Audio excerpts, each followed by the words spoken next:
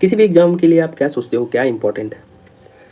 बिल्कुल सही जवाब। अगर आपके पास उसका PYQ आपके पास हो, ठीक है, और उसका सिलेबस हो, तो हम इससे ये अंदाज़ा लगा सकते हैं कि क्वेश्चन क्या पूछ रहा है और कहाँ से पूछ रहा है और किस तरह का क्वेश्चन फ्यूचर में आने वाला है। और जब हमारे पास ये दोनों चीज़ें होंगी तो हम उससे बुक लिस्ट पता कर सकते हैं, हमें किस डायरेक्शन में तैयारी करनी है वो भी पता कर सकते हैं। तो स्वागत है आपका हमारे यूट्यूब चैनल पे। यहाँ हम बात करेंगे सोलर सिस्टम के ऊपर। जो हमारा जो टॉपिक्स है वो रिलेटेड है जनरल जियोलॉजी के ऊपर। पहला ही टॉपिक है जनरल जियोलॉजी सिलेबस में। और यहाँ हम बात करते हैं सबसे पहले PYQ के ऊपर। ये थोड़ा सा ऊपर होगा। ये आप यहाँ पे देखोगे तो कहीं कहीं पे आपको जो आने वाले टाइम में वो दिखेगा, जैसे कि 207 है। अगर इस तरह से कोई डेट लिखा हुआ है, ईयर सी है ये, अगर इंडियन फॉरेस्ट सर्विस में पूछा होगा तो इसमें इंडियन फॉरेस्ट सर्विस लिखा होगा। अगर नहीं पूछा है तो 207 इस तरह से अगर लिखा है डेट, तो या फिर इस तरह से भी लिखा हो सकता है, ठीक है, 207। ये दो तरह से लिखे होंगे। तो इसका मतलब है कि ये सिविल सर्विस एग्जाम में पूछा गया है क्वेश्चन, ठीक है। और इंडियन फॉरेस्ट सर्विस में अगर पूछा गया होगा तो उसमें फॉरेस्ट सर्विस पक्का लिखा ही होगा, ठीक है। जैसे यहाँ पे आप देखो IS 2025, ठीक है, ये IS 2024 है, ठीक है ना। ये 2024 है तो इसका मतलब ये नहीं है कि सिर्फ 2024 में किस में पूछा है, तो ये IS के एग्जाम में पूछा है। और यहाँ पे देखो इंडियन फॉरेस्ट सर्विस लिखा हुआ है, यहाँ पर भी फॉरेस्ट सर्विस, ठीक है। ये यहाँ पे अगर डेट सिर्फ है तो ये सिविल सर्विस में ही पूछा है, ठीक है। तो अब मैं आगे बढ़ूँ।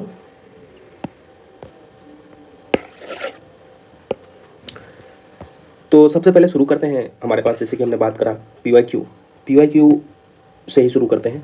कुछ PYQ देखते हैं सोलर सिस्टम से रिलेटेड। 207 में पूछा है कि 200 वर्ड्स में सोलर सिस्टम के बारे में बताओ, ठीक है। 207 में ही फॉरेस्ट सर्विस में सेम क्वेश्चन रिपीट हो गया।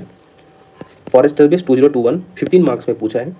यहाँ 8 मार्क्स का है, 10 मार्क्स का है और 10 मार्क्स का है। और ये जब 200 वर्ड्स में पूछ रहा है तो ये 20 मार्क्स का होगा, ठीक है। 10 मार्क्स में हमें 150 वर्ड्स में लिखना होता है। अगर 8 मार्क्स का पूछा है तो 100 वर्ड्स में, ठीक है। और अगर 15 मार्क्स का है, 15 मार्क्स का है तो 200 वर्ड्स। इस तरह से क्वेश्चन पूछे जा रहे हैं।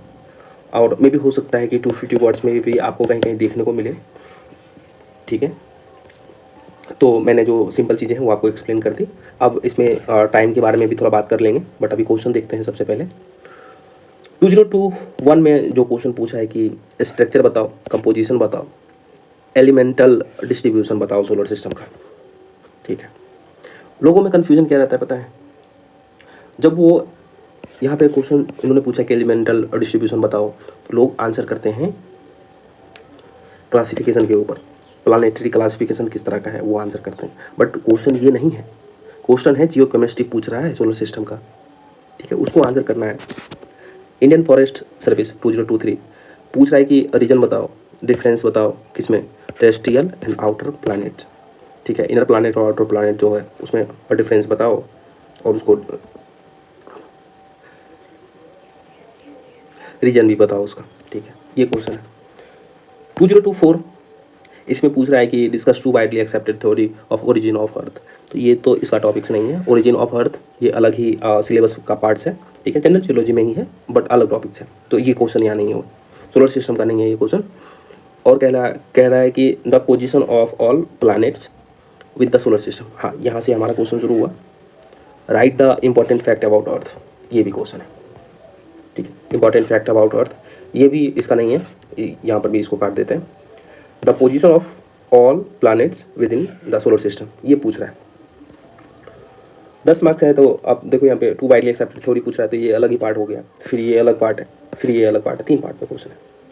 2025 में 10 मार्क्स में पूछा है कि the position of asteroid belts के बारे में बताओ in solar system and comment on the composition of meteorite. ये मीटेओराइट का टॉपिक का है, ये यहाँ नहीं है, तो क्वेश्चन बस यहाँ तक है, ठीक है। ये position of asteroid belt with in the solar system ये बताना है। अब मैं थोड़ा सा इसको और एक्सप्लेन करता हूँ, क्योंकि जब हमने PYQ देख लिया है तो हम आप अपना जो आगे का प्लानिंग किस तरह से वो करते हैं। आपने बताया कि PYQ अगर किसी का है और उसका सिलेबस है तो हम क्या कर सकते हैं, हम कर सकते हैं सक्सेस के रास्ते को आसान, तो वो होगा कैसे, वो होगा शॉर्ट एनालिसिस के थ्रू। अब हम यहाँ से अपना प्लान डिस्कस करेंगे। शॉर्ट, एस यानी कि स्ट्रेंथ। स्ट्रेंथ क्या है हमारा, सबसे पहला स्ट्रेंथ है PYQ, ठीक है। दूसरा स्ट्रेंथ क्या है, UPSC खुद PYQ इतने टाइम से रिपीट करती है ना कि अगर आप PYQ देख लो तो आप अंदाज़ा लगा सकते हो कि क्वेश्चन किस तरह से पूछे जा रहे हैं, किस तरह का आने वाला है, ठीक। फिर ये W, वीकनेस क्या है हमारा, वीकनेसेस क्या है हमारा। वीकनेस ये है कि स्टूडेंट इग्नोर करते हैं, ठीक है। स्टूडेंट क्या इग्नोर करते हैं, PYQ, वो नहीं देखते, सिलेबस नहीं देखते, ये दो चीज़ें वो नहीं देखते। उसके बाद क्वेश्चन का डिमांड भी नहीं समझते, ठीक है ना। या आप कह लो कि फैक्चुअल जो चीज़ें हैं जो सन के बारे में पता होनी चाहिए, आप कह सकते हो इसको, अगर मैं जो साइंटिफिक रूप से बोलूँ तो जब क्वेश्चन पूछा गया कि एलिमेंटल डिस्ट्रीब्यूशन बताओ, ठीक है, तो वो क्या आपसे जानना चाह रहा है, वो जानना चाह रहा है कि आपको पता है कि सन में हाइड्रोजन और हीलियम होता है। वो आपसे जानना चाह रहा है कि इनर प्लैनेट जो है, क्या आपको पता है कि उसमें सिलिकॉन होता है, एल्युमिनियम होता है, आयरन होता है, मैग्नीशियम होता है, क्या आपको पता है। आउटर प्लैनेट, वो आपसे ये समझना चाह रहा है कि आपको क्या पता है कि आउटर प्लैनेट में भी हाइड्रोजन होता है, इसमें भी हीलियम होता है, इसमें मीथेन भी होता है और इसमें अमोनिया भी होता है, ये जानना चाह रहा है। बट आंसर स्टूडेंट क्या देते हैं, वो इन सब चीज़ों के बारे में लिखते ही नहीं है, कमाल की बात है। दूसरा, क्वांटिटेटिव जो फैक्ट्स हैं उसको भी मिस कर देते हैं। और आप मेरे स्टूडेंट हो तो आप ये हमेशा याद रखोगे कि जो मैं चीज़ें आपको बता रहा हूँ उसको इग्नोर नहीं करना है, बट नहीं तो आपका जो 0.5 मार्क्स जो है वो आपको कम मिलेंगे, या 1 मार्क्स का भी डिफरेंस हो सकता है आपके आंसर में, ठीक है। इसमें जो क्वांटिटेटिव फैक्ट्स जैसे है कि age of earth, age of क्या है, इसका है 4.54 बिलियंस ईयर्स अगो, ठीक है, BCE। अगर ये नहीं लिख सकते हो तो ये लिखो GA, इतना बकवास नहीं करना है, आप सीधे GA लिखो 4.54 GA, ठीक। दूसरी जो बात है वो है सोलर सिस्टम का एज, वो ये भी मिस करते हैं, इसका है 4.6 GA। एस्ट्रॉइड बेल्ट का जो लोकेशन है वो कहाँ है,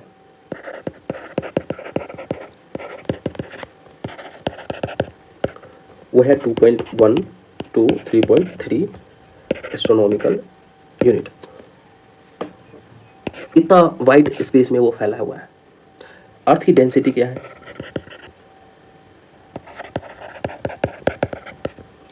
वो है 5.52 ग्राम सेंटीमीटर क्यूब, ठीक है। ये सब चीज़ें वो मिस करते हैं। तीसरा जो सबसे आसान है बनाना, ठीक है, वो भी मिस करते हैं। बिल्कुल सही पकड़े हो आप, डायग्राम, जैसे कि सोलर सिस्टम का लेआउट हो गया, नेबुलर डिस्क हो गया, एस्ट्रॉइड बेल्ट का पोजीशन, ये सब वो जो डायग्राम हम बना सकते हैं विद इन 5 सेकेंड में, वो सब मिस करते हैं, ठीक है। और इस वजह से नंबर कम मिलता है। और ये जो कंपटीशन है ना, गला काट कंपटीशन है, ठीक है ना। अगर आप एक मार्क्स अगर क्वेश्चन में कम लाते हो ना तो फिर आप गेम से ही बाहर हो जाओगे। अब इसका जो नेक्स्ट जो वर्ड है वो है तो अपॉर्चुनिटी भी देखेंगे हम। अपॉर्चुनिटी हमारे लिए क्या है,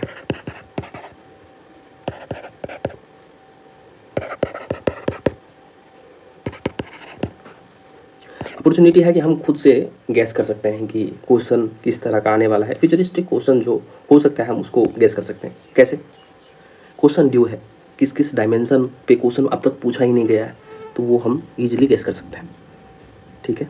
जैसे कि अभी जो हमने PYQ देखा उससे हम क्या समझ पाए कि क्वेश्चन के ऊपर बेल्ट पे नहीं पूछा, ओरेट क्लाउड इस पे नहीं पूछा, ये सब क्वेश्चन ड्यू है। ड्वार्फ प्लैनेट जो है इस पे क्वेश्चन नहीं पूछा,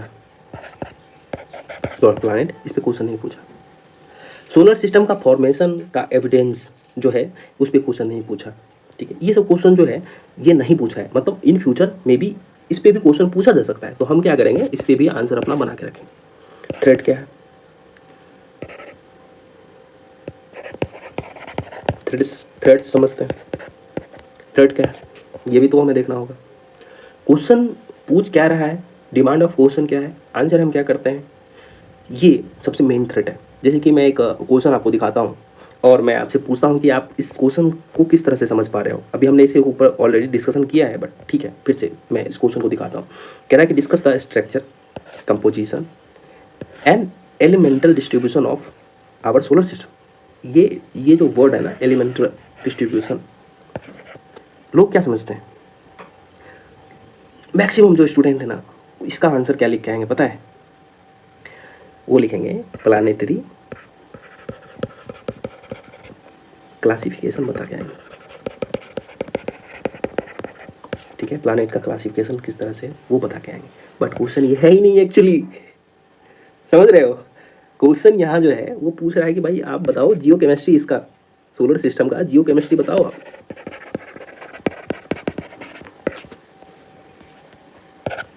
जियो केमिस्ट्री पूछ रहा है सोलर सिस्टम का, बट हम क्या लिख के आते हैं, प्लानेटरी क्लासिफिकेशन। तो अब ये बताओ कि कैसे आपको वो, अगर 10 मार्क्स का क्वेश्चन है तो आपको 10 का 10 कैसे मिलेगा, नहीं दे सकते ना।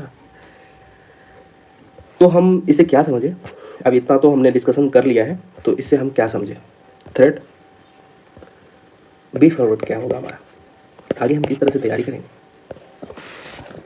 देखो पहली बात आपको नहीं भूलनी है, डिमांड ऑफ क्वेश्चन समझना है। डिमांड ऑफ क्वेश्चन समझो, जो पूछा जा रहा है बस उतना लिखना है। और जियोलॉजी की कमाल की बात क्या है पता है, सबसे कमाल की बात,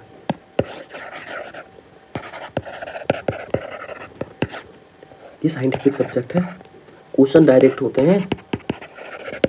ठीक है, और जो पूछा जा रहा है ना, आपने अगर वो आंसर कर दिया, ठीक है, तो जितना मार्क्स का है ना, स्कोर जो है वो हाई स्कोरिंग होती है।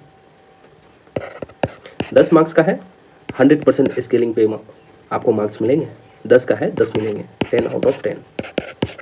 ये सबसे कमाल की बात है जियोलॉजी में। बट क्या है कि हम क्वेश्चन ही मिस इंटरप्रेट कर देते हैं और आंसर जो पूछा जा रहा है ना क्वेश्चन, उसका नहीं लिखे कुछ और लिख के आते हैं, फिर हम एक्सपेक्ट करते हैं कि हमें मार्क्स क्यों नहीं मिल रहे। तो आने वाले टाइम में हम इन सभी जो कमियां हैं उसको दूर करेंगे और टॉपिक को अच्छे से समझेंगे। ठीक है, तो ये आप मुझसे प्रॉमिस करो कि हम टॉपिक को अच्छे से समझेंगे और इसका आंसर जो पूछा जा रहा है वो लिख के आएंगे और मैक्सिमम मार्क्स हम स्कोर करेंगे। आगे आने वाले वीडियो में हम एक एक करके क्वेश्चन को डिटेल में समझने का प्रयास करेंगे। Thank you so much for your time and patience, keep learning, stay tuned, thank you.